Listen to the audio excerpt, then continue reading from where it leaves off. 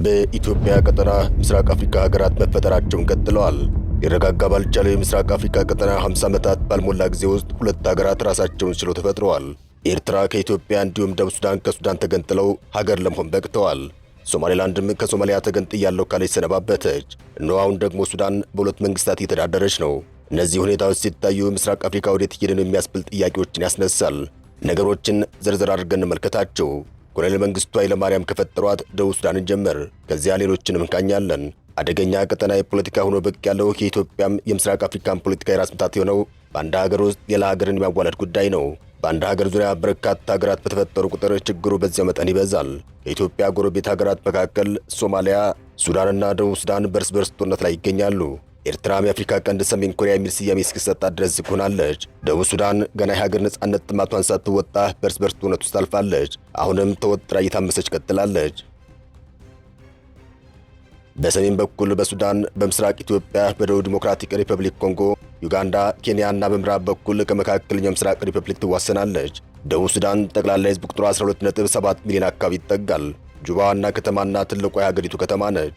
ደቡብ ሱዳን ከሱዳን ጋር መኖር በቃኝ፣ በራሴ ሀገር ሁኜ ነጻነቴን ማወጅ አለብኝ በማለት በአፍሪካ ረጅም የተባለውን የነጻነት ጦርነት አካሄዳለች። በዚህ ረጅም የአፍሪካ የመገንጠል ጦርነት በርካታ ሰዎች ህይወታቸውን አጥተዋል። በዚሁ በተራዘመ የእርስ በርስ ጦርነት ኢኮኖሚዋ ጭምር የደቀቀው ሱዳን የደቡብ ሱዳን የነጻነት ውሳኔ መቀበል ግድ ብሏታል። በዚሁ መሰረትም እንደ አውሮፓውያን አቆጣጠር ወርሃ ጥር 2011 በተደረገው ህዝበ ውሳኔ ደቡብ ሱዳን 98.8% የሚለው ህዝቧ ከሱዳን ተገንጥዬ ነጻነቴን አውጃለሁ፣ ደቡብ ሱዳንንም ሀገር አድርጌ ዓለማችን አንድ ሉዓላዊት ሀገር አደርጋለሁ ብሎ በመወሰኑ በምስራቅ አፍሪካ አዲስ ደቡብ ሱዳን የሚባል ሀገር ተወለደች። ደቡብ ሱዳን በነዳጅ ሀብቷ የተንበሸበሸች ሀገር ናት። ነዳጅ ወጥቶ ጥቅም ላይ የዋለው ሱዳንና ደቡብ ሱዳን አንድ ሀገር በነበሩበት ዘመን ነው። አብዛኛው የዓለማችን የነዳጅ ሀብት የሚገኘው በደቡብ ሱዳን ሲሆን የሚመረተውን የነዳጅ ድፍድፍ ይዞ ወደ ፖርት ሱዳን የቀይ ባህር ወደብ የሚወስደው ነዳጅ ማስተላለፊያ ቱቦ የሚያልፈው ደግሞ በሱዳን በኩል ነው። ወሳኙ የነዳጅ ማጣሪያ ቢሆን የሚገኘው በደቡብ ሱዳን ሳይሆን በሱዳን ግዛት ነው። እነዚህ የተሳሰሩ ሁኔታዎች ደቡብ ሱዳንና ሱዳን እንደ ሀገር ቢላዩም በጥቅም ግን ፈጽሞ የሚላዩ ሆኖ አልተገኙም። ደቡብ ሱዳን ልክ እንደ ኢትዮጵያ ሁሉ በምስራቅ አፍሪካ ወደብ አልባ ሀገር ናት። ሀገሪቱ ከሱዳን ብትገነጠልም ዛሬም ድረስ በርስ ጦርነት ውስጥ ትገኛለች። ይህ ብቻ ሳይሆን ብሔር መሰረት ያደረገ የፖለቲካ ክፍፍል የሚያጠቃት ሀገርም ናት። የሱዳን ወደ እርስ በርስ ጦርነት ውስጥ መግባት በደቡብ ሱዳንም ሰላም መደፍረስ ላይ የራሱን አስተዋጽኦ አድርጓል የሚሉ አስተያየቶች አሉ። የቀድሞው የኢትዮጵያ ፕሬዝዳንት መንግስቱ ኃይለማርያም ደቡብ ሱዳን ከሱዳን ተገንጥላ ሀገር እንድትሆን በማድረግ ረገድ ሰፊ ሚና እንደተጫወቱ የታሪክ መዛግብት ያሳያሉ። ኮሎኔል መንግስቱ የደቡብ ሱዳንን የነጻነት ትግል መደገፍ ግድ ያላቸው በጊዜ የነበሩት የሱዳን ፖለቲከኞች የኤርትራን የመገንጠል ንቅናቄ እንዲሁም የህወሓትን የትግራይ ትጥቅ ትግል ጭምር ይደግፉ ስለነበር ነው። እሾህም በሾህ ያሉት ኮሎኔል መንግስቱ ኃይለማርያም የደቡብ ሱዳን የነጻነት ተዋጊዎች በጋምቤላ ጭምር መንደርደሪያና የስልጠና ቦታዎች ጭምር እንዲያገኙ በማድረግ ሰፊ እገዛን ሲያደርጉ እንደቆዩ የታሪክ መዛግብት ያስረዳሉ። ኮሎኔል መንግስቱ ከስልጣን ከወረዱ በኋላ የቀድሞው ጠቅላይ ሚኒስትር አቶ መለስ ዜናዊ በጋምቤላ የነበረ የደቡብ ሱዳን ተገንጣይ አማጽያን እንቅስቃሴ በአፋጣኝ እንዲቆም አድርገዋል። ምክንያቱ ደግሞ ሱዳን የህወሓትን እንቅስቃሴ ስትደግፍ ስለነበር ለዚህ ውለታ ምላሽ ለማድረግ እንደሆነ በርካቶች ይስማማሉ። ያም ሆኖ ግን የጊዜው አቶ መለስ የደቡብ ሱዳን እንቅስቃሴ ከኢትዮጵያ ምድር ጠራርጎ ማባረር ደቡብ ሱዳን ከሱዳን ለመገንጠል የምታደርገውን ጥረት ሊያቆሙ አልቻለም። እናም ደቡብ ሱዳን ከሱዳን ተገንጥላ ራሷን የቻለች አዲስ ሀገር ለመሆን በቃች። ከዚሁ ጋር በተያያዘ ስለ ደቡብ ሱዳን የነጻነት ትግል ሲነሳ ደቡብ ሱዳናውያን ኮሎኔል መንግስቱ ኃይለማርያምን የሚያስታውሷቸው በፍቅር ነው። ከበርካታ ዓመታት በኋላ ኮሎኔል መንግስቱ ኃይለማርያም ምን አይነት ቁመናና ገጽታ አላቸው የሚለው በተመለከተ ለአደባባይ ከበቃው ፎቶግራፋቸው መካከል አንደኛው ኮሎኔል መንግስቱ ከደቡብ ሱዳናውያን ጋር የተነሱት ፎቶ ነው። ሌላኛዋ በምስራቅ አፍሪካ የተወለደችው አዲስ ሀገር ኤርትራ ናት። ኤርትራ ሀገር የሆነችበት አንድም የታሪክ አጋጣሚ የለም። ኤርትራ የተፈጠረችው በቀኝ ገዢዋ ጣሊያን በኩል ነው። ኢትዮጵያን ከባህር በር ውጭ አድርጎ ለመቆጣጠር ጥረት ያደረጉ የውጭ ወራሪዎች ከጠረፉ የባህር በር አካባቢ ማለፍ ሳይችሉ ቀርተዋል። ከግብፅ እስከ ቱርክ የተደረጉትን ሙከራዎቹን ለማድረግ የሞከረው ጣሊያን ነው። ጣሊያን ሙሉ በሙሉ የኢትዮጵያ መውጫ ቀይ ባህርን ጥርቅም አድርጎ በመዝጋት ኤርትራ የተባለች በቀይ ባህርና መረብ ምላሽ ያለችን ቀኝ ግዛት መፍጠር ችሏል። ከዚያም በዚሁ አቅጣጫ እየተንደረደረ መላ ኢትዮጵያን ለመቆጣጠር ተደጋጋሚ ሙከራዎችን አድርጓል። የጣሊያን ኤርትራ በቀኝ ግዛትነት መቆጣጠር ዋና ዓላማው ግዛቷን ይዛ መቆየት ሳይሆን ኤርትራ እንደ ዋና መንደርደሪያነት በመጠቀም ኢትዮጵያን መያዝ ነበር። በዚህም ከቀይ ባህር ጫፍ የኢትዮጵያን ግዛት እየኮረኮመ በመጨረሻም መረብ ላይ አድርሷታል። ከዚያም ኤርትራ የምትባል ቀኝ ግዛትን ከፈጠረ በኋላ መላ ኢትዮጵያን ለመቆጣጠር ባደረገው የመጨረሻ የሞሽረት ትግል በአድዋ ላይ ተደርጎ የጣሊያን ጦር የተሸነፈበት ሁኔታ ተፈጥሯል። ከዚያም ከአድዋ ጦርነት በኋላ ኤርትራ ላይ መሽጎ በሰፊ ሲዘጋጅ የነበረው ጣሊያን በአፄ ኃይለ ሥላሴ ዘመነ መንግሥት በመርዝ ጋዝ የታገዘ ወረራን በማካሄድ መላ ኢትዮጵያን የተቆጣጠረበት ሁኔታ ተፈጥሯል። በዚህም የኢትዮጵያ ሕዝብ በጣሊያን ቅኝ ገዛን በማለት ለ5 ዓመታት በዱር በገደሉ በመታገል በመጨረሻ ጣሊያን ከኢትዮጵያ ምድር ጠቅሎ መውጣት ግድ ብሏታል።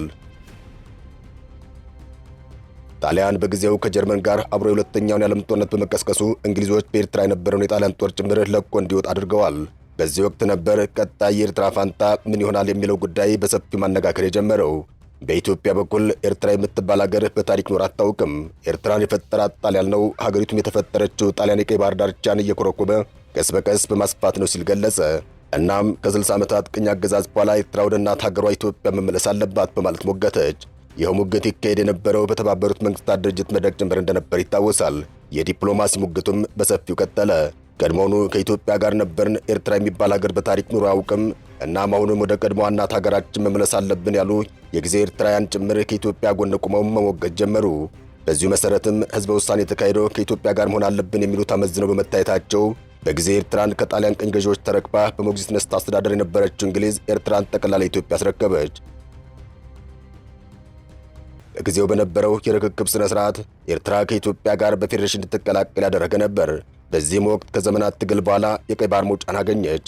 የምጽዋና አሰብ ወደቦች ባለቤት ለመሆን በቃች።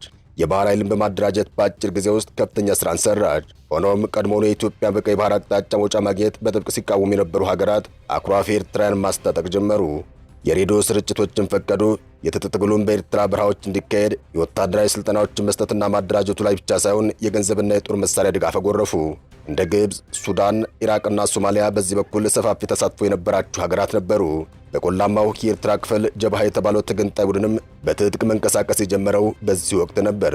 የጀብሃ ትግል ከፖለቲካዊ እንቅስቃሴ ይልቅ ሃይማኖታዊ ይዘት ላይ በማተኮሩ የደገኛውን ወይንም ሃይላንደርስ የሐማሲንና አካለ ጉዛይ የትግራይ ትግረና በአጠቃላይ የክርስቲያኑን የፖለቲካ ስሜት መያዝ አልቻለም። በዚህ ሂደት ውስጥ ሻዕቢያ ወይንም ኤሪትሪያን ፒፕልስ ሊብሬሽን ፍሮንት የተባለ በኢሳያስ አፈወርቂ የሚመራ ቡድን በአዲስ ጉልበት መንቀሳቀስ ጀመረ። የጀብሃን ድክመቶች አርመው ራሱን ከሃይማኖት አጥር አወጣ። ከህወሓት ጋር በመተባበርም ጀብሃን በጋራ ደመሰሱ። እናም በኤርትራ ምድር ብቸኛ ነጻነት ታጋይና አታጋይ ሆኖ ሻዕቢያ ወይንም ኤሪትሪያን ፒፕልስ ሊብሬሽን ፍሮንት ብቅ አለ። በጊዜው በኢትዮጵያ ውስጥ አፄ ኃይለ ሥላሴን ለመገልበጥ ይደረግ የነበረ ህዝባዊ እንቅስቃሴ የመንግስቱ ትኩረት መሃል ሀገር ላይ እንዲሆን አደረገው። የኤርትራ የነጻነት የትግል እንቅስቃሴ ተገቢውን ትኩረት ሳይሰጠው ቀረ። እናም እነዚህ ሁኔታዎች ኤርትራን አስታከው በኢትዮጵያ ጉዳይ ጣልቃ የሚገቡ የውጭ ኃይሎችም ሁኔታዎች ተመቻቸላቸው። ንጉሱም ተገለበጡ። የደርግ መንግስት መንበሩን ተረከበ። ደርግም በዚህ ወቅት ኤርትራ ከኢትዮጵያ እጅ አፈትልካ እንዳትወጣ ብርቱ ጥረቶችን ማድረግ ጀመረ።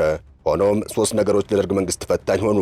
አንደኛው ህወሓትና ኢህአፓን ጨምሮ ደርግን በውስጥ ትግል አምረው መታገላቸው ሲሆን፣ ሁለተኛው ደግሞ የሶማሊያ ወረራ ነበር። እነዚህ ሁኔታዎች ደርግ ለኤርትራ የመገንጠል ጥያቄና የትግል ተገቢውን ትኩረት እንዳይሰጥ አደረገው። ሶስተኛው ምክንያት በጊዜው በነበረው የዓለም የቀዝቃዛ ጦርነት ደርግ የሶሻሊስቱን ጎራ በመምረጡ ከምዕራቡ በኩል ከባድ ትግል የገጠመው መሆኑ ነው። እነዚህ ሁሉ ተደማምረው የደርግ መንግስት እንዲወድቅ ማድረጋቸው ኤርትራ በምስራቅ አፍሪካ አዲስ ሀገር ሆና እንድትፈጠር አድርጓታል። ደቡብ ሱዳንና ኤርትራ በምስራቅ አፍሪካ አዲስ ሀገራት ሆነው ከተፈጠሩ በኋላም ሶማሌላንድ ከሶማሊያ ተገንጥላ ሀገር ሆኛለሁ እያለች ትገኛለች። ሶማሌላንድ ልክ እንደ ኤርትራና ደቡብ ሱዳን ለይቶላት ሀገር ባትሆንም ሀገር የመሆን መንገዱን ግን ጀምረዋለች። ከሀገራዊ ዕውቅና ውጭ ሌሎች ሀገር ሊያደርጓት የሚችሉ በርካታ ሂደቶችን አልፋለች። ሶማሊያ የሶማሌላንድን ሀገርነት አጥብቃ በመቃወም እስካሁን ባለው ሁኔታ ሶስተኛው ሀገር በምስራቅ አፍሪካ ልትወለድ አልቻለችም። ሆኖም አዲስ ሀገር የመወለድ ምጥ ግን ይታያል። ከዚህ ውጭ አዲሱ ክስተት የታየው በሱዳን በኩል ነው። የሱዳኑን እርስ በርስ ጦርነት ተከትሎ በሱዳን ብሔራዊ ጦር ከባድ ምት ደርሶበት ካርቱምን ለመልቀቅ የተገደደው ጄኔራል ሐምዳን ዳጋሎን የሚመሩት ጦር ወደ ዳርፉር ከሸሸ በኋላ በከፊል ሱዳን ትይዩ መንግስትን ያቋቋመ መሆኑን አስታውቋል። እናም ይህ ሂደት በሱዳን ውስጥ ሌላ አዲስ ሀገር ሊያዋልድ ይችላል የሚል ከበድ ያለ ስጋት አሳድረዋል። ይህ ከሆነ ሀገር ሆኖ ከለየላቸው ኤርትራና ደቡብ ሱዳን እንዲሁም ጫፍ ላይ ካለችው ሶማሊላንድ ቀጥሎ በምስራቅ አፍሪካና በኢትዮጵያ ዙሪያ ካሉ አዲስ ሶስተኛ ሀገር ወደ መዋለዱ ጫፍ ላይ ነው ማለት ይቻላል። አበቃን። ሰናይ ጊዜን ተመኘን።